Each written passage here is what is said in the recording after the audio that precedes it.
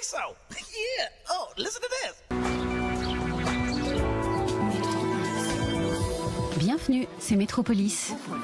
Aujourd'hui, on parle de théorie du complot, de rayures très connues et d'une femme mystérieuse, de l'écrivain Jean Echenoz et donc de Viviane Mayer. Un documentaire nous montre la femme qui se cache derrière ces photos. Avec en plus une bande-son alternative pour la Coupe du Monde de foot 2014, créée par un quatuor à cordes. Quant à notre métropole de la semaine, on s'y jette à corps perdu dans le plaisir.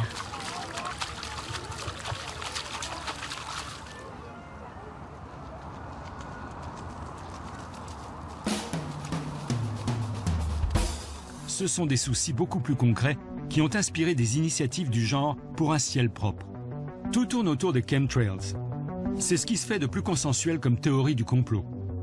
Les chemtrails, c'est le nom que leur donnent des activistes comme Dominic Storr. Storr est persuadé que ce sont des particules métalliques répandues intentionnellement dans l'atmosphère dans le but de manipuler le climat, en formant un bouclier artificiel de protection contre l'augmentation des rayonnements solaires.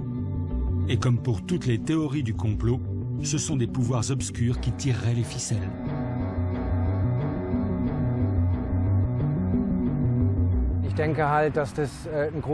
Je pense qu'il s'agit d'un immense réseau de syndicats riches et influents qui proviennent de structures familiales, comme les Debers aux Pays-Bas ou les Rockefeller aux États-Unis. Ces syndicats ont un pouvoir incroyable. Surtout, ils ont le capital et donc l'influence politique pour imposer de telles mesures sans l'accord des parlements ou des nations.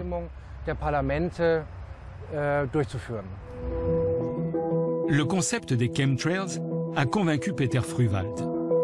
En revanche, pour lui, derrière ces pulvérisations au-dessus de l'Allemagne, on ne doit pas voir la main des marchands de diamants, mais celle des militaires américains. Évidemment qu'il y a une connexion. Toutes ces choses se produisent ici parce que nous ne sommes pas maîtres chez nous.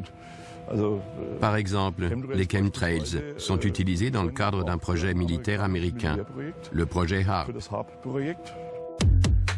Pour le psychosociologue Michael Buter, ce genre de rapprochement n'est pas un hasard. C'est le principe même de la conception complotiste. En fait, les théoriciens du complot ne peuvent jamais s'arrêter. Je crois que dès l'instant où ils acceptent les postulats de la pensée complotiste, c'est-à-dire tout est relié, tout n'est qu'apparence et rien n'a lieu par hasard, ils peuvent croire non pas à une seule théorie du complot, mais à plusieurs en même temps. Et ils ne peuvent pas s'empêcher de penser qu'elles sont toutes reliées entre elles. C'est très confortable un univers pareil. On y trouve une réponse à chaque question. Il faut quand même envisager la possibilité que ces réponses n'aient aucun intérêt, hors de ce petit monde de songes creux.